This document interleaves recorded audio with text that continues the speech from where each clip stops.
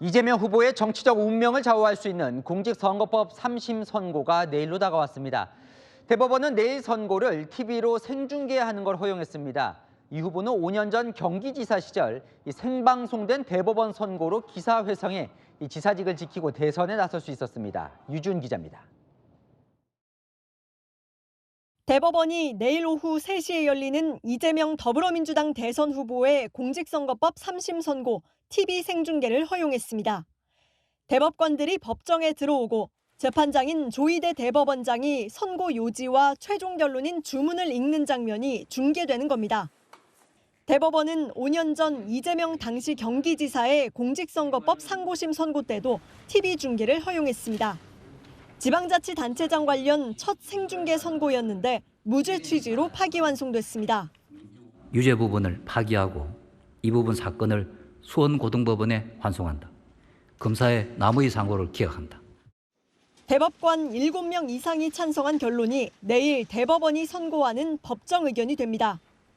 김문기 전 처장을 모른다. 백현동 부지 용도 변경에 국토부 협박이 있었다 같은 이 후보의 발언을 대법원이 허위 사실로 볼지 의견이나 인식으로 볼지가 최종 결론을 좌우할 전망입니다. 1심 유죄 선고 때 강조된 민의 왜곡 가능성과 2심 무죄 선고 때 강조된 표현의 자유 중 어느 쪽에 무게를 실어줄지도 관심입니다. 상고심 선고는 피고인 출석 의무가 없어 이 후보는 내일 출석하지 않습니다. 채널A 뉴스 유주은입니다. 민주당 의원들은 내일 대법원 선고는 이재명 후보의 무죄를 확정하는 상고 기각이 될 거라고 입을 모았습니다.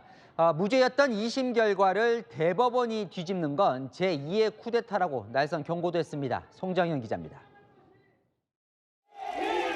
이재명 더불어민주당 후보의 공직선거법 3심 선고가 하루 앞으로 다가오자 민주당 의원들은 대법원이 검찰 상고를 기각할 거란 전망을 내놨습니다. 무죄의 취지로 상고를 기각하는 확정시키는 5월 11일 공직 후보 등록 마감 전에 그렇게 하지 않을까 이렇게 생각을 합니다. 대법원이 선고일을 빨리 잡은 것도 대선 후보 등록 전 무죄를 확정시키려는 의도라는 겁니다. 2심의 무죄 결론을 대법원이 뒤집는 건 사법부에 의한 쿠데타라고 날을 세웠습니다. 중대한 현상 변경을 가하는 그런 어떤 것은 하지 않을 것이다 하는 생각인 것이죠. 사법의 정치화이자 사법부에 의한 제2의 쿠데타 이렇게 규정하지 않겠습니까? 예. 민주당 일각에서는 대법원이 유죄 취지로 2심 재판을 다시 하게 하는 파기환송 결정 가능성을 경계하고 있습니다. 한 민주당 관계자는 대법원이 유죄 취지로 파기환송을 하고 대통령에 당선되면 재판이 멈춘다는 해석을 할 수도 있지 않겠냐고 전망하기도 했습니다. 내일 선고 결과를 낙관하면서도 혹시 모를 반전 가능성에 신경을 고추 세우는 모양새입니다.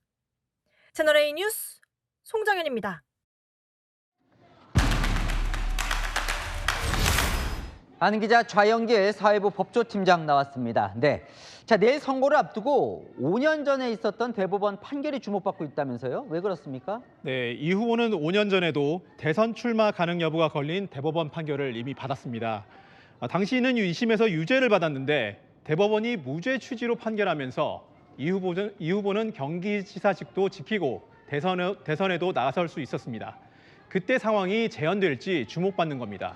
근데 5년 전에 그 대법원 판결이 내일 선고에도 영향을 줄 수 있다는 건 무슨 얘기예요? 네, 일단 두 사건 모두 선거법 위반 사건인데다가 구조도 유사하기 때문입니다. 2020년 사건에선 친형 강제 입원에 관여하지 않았다라는 발언이 거짓말이었느냐가 쟁점이었습니다. 이번에는 김문기 사진은 조작됐다 또는 국토부 협박 때문에 백현동 용도 변경을 했다. 두 발언이 거짓말인지가 쟁점입니다. 그러고 보면 이번 그 2심 무죄 판결에 5년 전 대법원 판례가 쓰여 있었어요. 네, 이 후보는 1심에서 징역 1년에 집행유예 2년을 선고받았는데 2심에선 무죄를 선고받았습니다.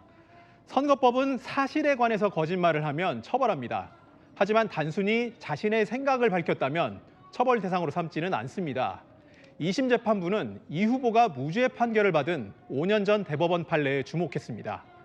공직 후보자가 한 말이 의견인지 사실에 관한 거짓말인지 애매한 경우에는 의견으로 피고인에게 유리하게 해석해야 된다는 내용입니다. 이번 사건에서 국토부 협박 때문에 용도 변경을 했다는 말도 자신의 생각을 표현했다고 본다면 무죄가 될 수도 있는 겁니다. 그럼 대법원이 5년 전 스스로 내린 판결을 뒤집을 수도 있는 겁니까? 네, 이번 사건은 대법원장과 대법관이 모두 참여하는 전원합의체에서 선고를 합니다. 대법원의 기존 판결을 바꾸려면 반드시 전원합의체를 거쳐야 됩니다.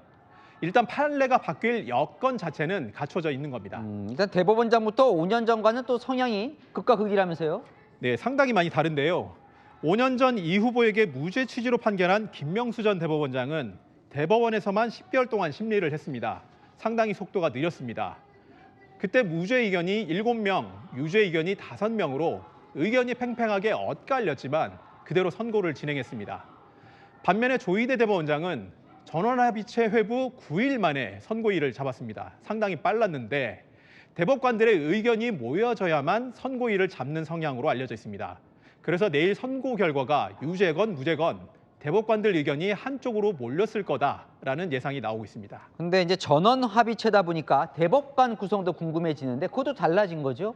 네, 조희대 대법원장을 제외하면 대법관은 총 13명입니다. 네.